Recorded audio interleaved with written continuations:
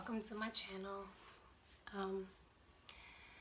I've actually tried recording this video pretty much like so many times, just striving for perfection in everything that I'm doing, but honestly it's not about making the video perfect, because honestly it's not a perfect situation, and the whole point of my channel is just to be 100% real, be 100% honest, and be 100% raw. And today I'm actually going to be being 100% raw and basically putting it out there. Something that I have not talked about with anyone. Not too many people know about this. Well, of course my family knows and my best friend.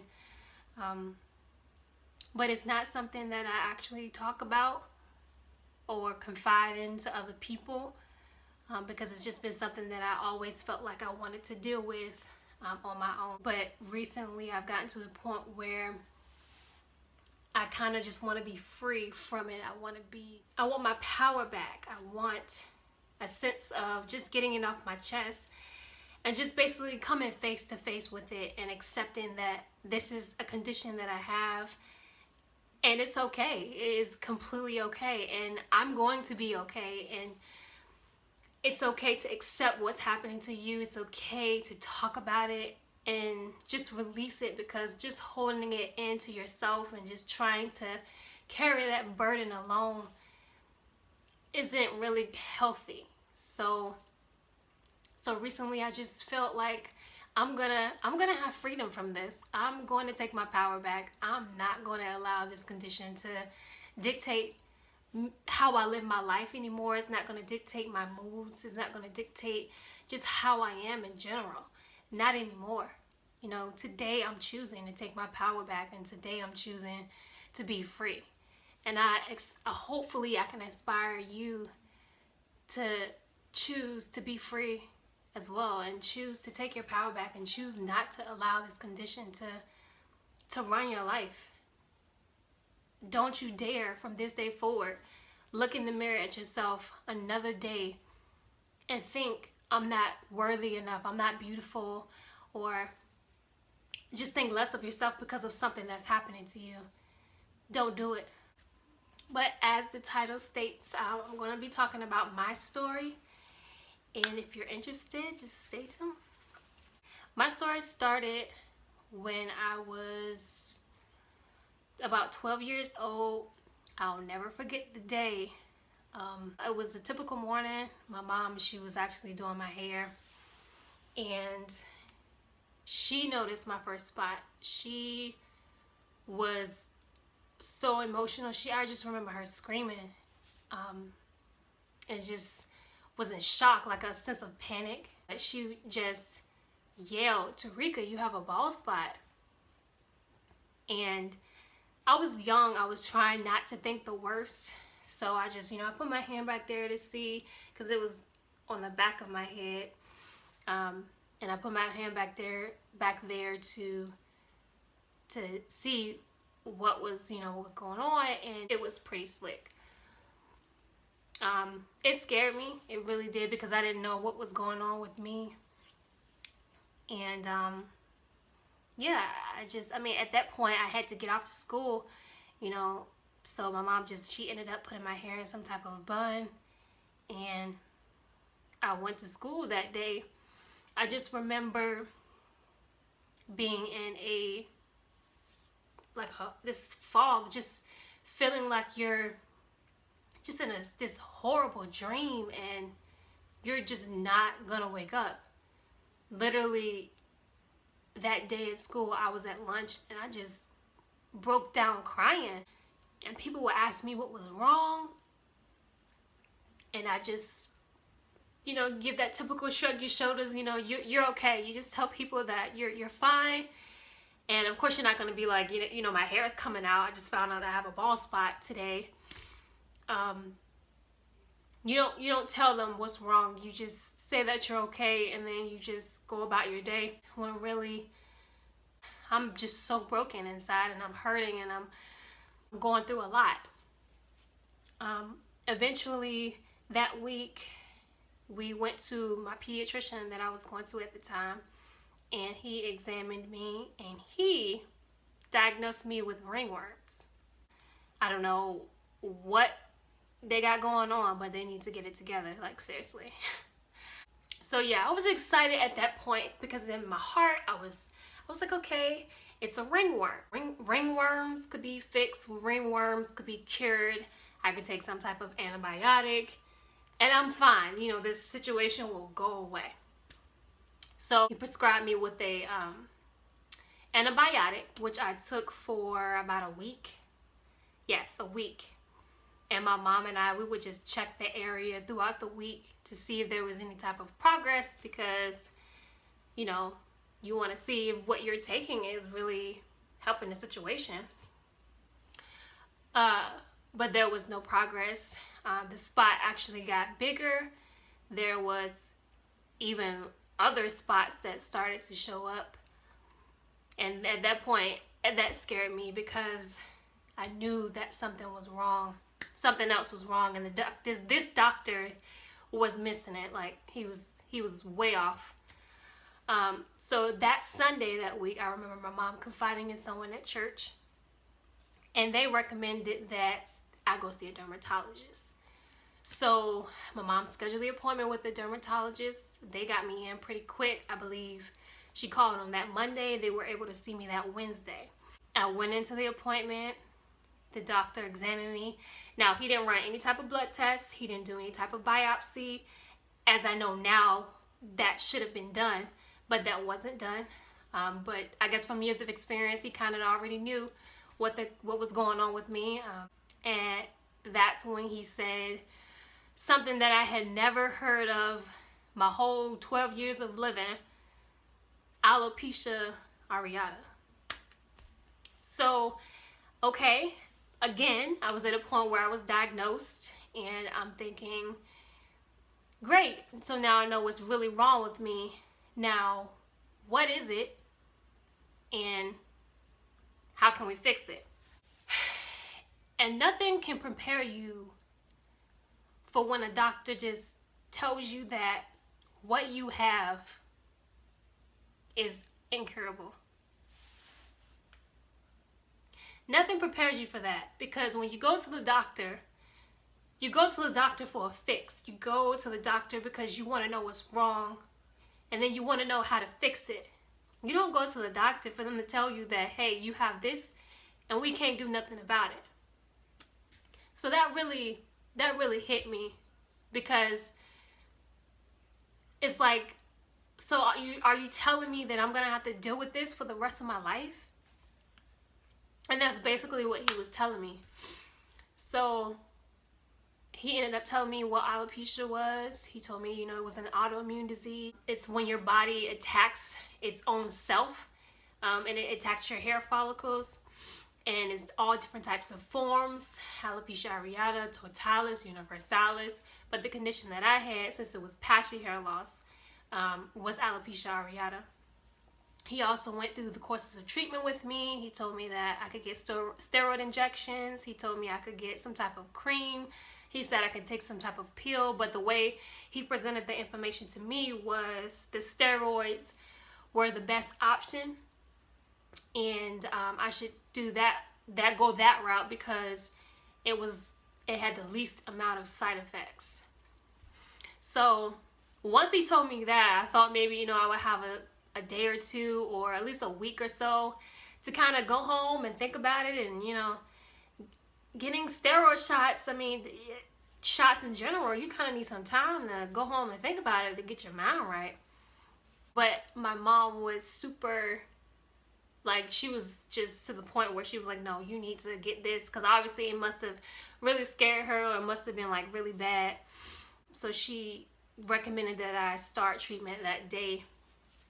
And that was the day I started my steroid injections. Did it hurt? Some days it did, some days it didn't. I don't know. But some days it would hurt, some days it didn't. I think the main thing that was hurt, honestly, was my feelings. I just remember just leaving the doctor's office, driving home and just breaking down crying, because it's just like, is this really happening? Like, is this really happening to me? And in your mind, you just have so many questions, and you just asking yourself, how long is this going to go on? And is this really going to be something that I have to do for the rest of my life? I'm just telling myself I have to fix this. I have to fix this, because that's what type of person I am. I just feel like I always have to fix everything and cure everything and find a solution to everything. And I was just literally driving myself crazy. And I was broken, and I was hurting, and literally each time I would go, I was just becoming more and more broken. And I started to slip into depression. I literally just started changing. I became a lot more antisocial. I became a lot guarded. I rarely, I used to be so vibrant and so talkative. I changed. I didn't talk. Like, I literally became the quietest person in the world. People could not get me to say a word. And it probably came across as I was being antisocial or stuck up. But it was really a lot going on in my head and in my heart. I was just so broken. And I just wish people would know, if somebody would have came to me and asked me, if somebody would have came up to me and asked me, are you okay? Maybe I would have confided, but I don't know, because at that point I didn't want to talk about it. But you don't really know what people are going through until you really get to know them and try to push that wall down that a person may have. So I was getting my steroid injections all the way through my junior year in college. I did achieve hair growth, but it was more so of an ongoing cycle. Like, you would have a spot, you would get your injections, and then the hair would come out again. And you would go back to the doctor, get your shots, and then the hair would come out again. It would grow back, but the hair would come out again. And it just became an ongoing cycle for me, and I just got tired of it. Up until my junior year, like I said, my junior year I did experience a little bit of remission. I didn't have a lot of spots to, go to the doctor to get treated. But it wasn't until my senior year where I experienced probably the most hair loss I had ever experienced my whole entire journey with alopecia. I remember the day perfectly. I was actually in the bathroom and I was doing my hair.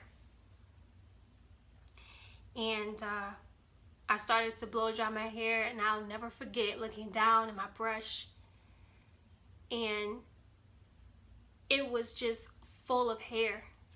I mean, it was completely like overflowing. And you've seen those horror movies where you see those girls, they're in the shower and they just kind of rub their hair a certain way, or they just run their fingers through their hair, and just like a massive amount of hair just kind of comes out and just falls in the shower. It's kind of it's kind of the same. It's like the same effect. I mean, it's just an overwhelming sense of fear, an overwhelming sense of like panic, like you just don't know what to do. But at that point, I had to suck it up. I had to go, because I was a Division I athlete, and I had to go to practice that day. So I remember just sucking it up. I mean, tears coming out of my eyes, and I just kept doing my hair, and I just flat ironed it, and I just put it in the bun, and I went to practice. It's hard to deal with stuff like that, but luckily I did have sports to kind of take my anger and frustration out on. So having that kind of helped me get through that day. I remember just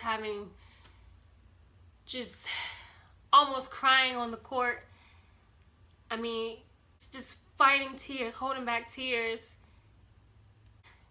Words just can't express how much you hide and how much you have to hold back. Just trying to live daily life, just trying to be normal, trying to function, and going through so much. But I ended up calling my mom maybe later that week and just letting her know that I needed to go back to the doctor to start my treatment again because I was experiencing quite a bit of hair loss. So that's what I did. I ended up going back for treatment. I went to a new doctor because my original doctor, he had retired. And this appointment really changed me forever. It changed me for the better, actually. I just remember him looking at the area and was just, he said something along the lines of, well, yep, it's quite a bit of hair loss. Let's just go ahead and get you, shoot you up. Or something along the lines like that. But the whole vibe of the appointment was so pessimistic. It was so hopeless. It was just, I just felt like a guinea pig, well, she's just another person to, shoot up, give some medication, just trying to make money off of me, basically. After I got my shots, I literally walked out of that office and I told myself, Tarika, I am not gonna do this anymore. I'm not, because I'm tired of this. I'm tired of the effects it's having on my mind. I'm tired of the effects it's having on my body. I just can't do this anymore. And I left that day and I started my journey of healing myself as a whole rather than depending on steroid injections. So moving forward to today, what I am doing now, I did a bunch of research and currently I am treating myself naturally with diet. I found that, eating a whole foods plant-based diet would help. So I started to adopt that. I started eating healthier. I threw away all of my junk food. I stopped eating junk. And with that, I started to see my hair stop falling out. So that did help with the hair loss. So of course you get excited and I started to do more research, and that's when I came across the paleo diet, which I am on currently.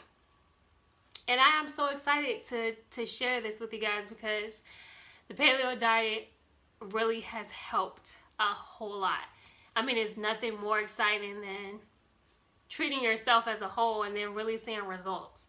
So that was really exciting for me, and that's what I'm doing currently. There is a stricter version of the paleo diet, which is called the AIP, an autoimmune protocol, which I will talk about in another video because that's what I want to do next to continue on with my hair growth journey. And I also am using an essential oil blend that I found online, and that has helped as well. And like I said, that will be in another video. I'll specifically have a video of telling you how I mix it together and how I apply it. But yeah, that's pretty much my story. It's been rough, you guys. It really has. And like I said, if you guys only knew, I mean, of course, obviously you know, because you came to this video, you probably are experiencing the same things I'm experiencing, or somebody who close to you that is. But I just want to leave you guys with this. I'm a true believer in my faith, and I know that it's hard to understand, but things do happen for a reason. Everything has purpose.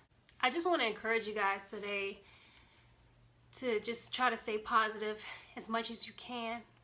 I know it's hard. I know the emotions that come along with this condition. I get the anger. I understand the frustration.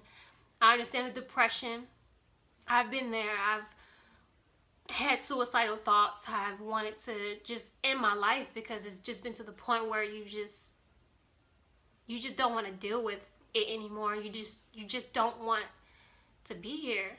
It's just difficult. But like I said, I encourage you to stay strong, and I'm going to be here as long as I can, Lord willing, just to be here to encourage you guys, and whatever I need to do, I'll be here. It stops today. I want you to be free, and I want you to stay encouraged, and I want you to take your power back. This disease will not have no more control over your life. It won't dictate your emotions. It won't dictate how you live your life. Not today. Today you take your power back, and I ask you with me to take your power back today. And I just encourage you to be free. That's my whole goal. I just want you to feel free. I don't want this to be a burden on anyone anymore. And I'll do my best to bring as much information to you guys as I can in regards to helping you guys learn how to heal your body as a whole. And we can get rid of this disease. We can put it in remission. I don't care what any doctor has told you. I don't care about them saying that there's no cure. You can cure your body. Obviously, your body is telling you something is going wrong and it just needs you to take the time to heal it. But I love you guys. I don't know you guys personally, but I love you. And I'm wishing healing over your lives. And I will see you guys in my next video.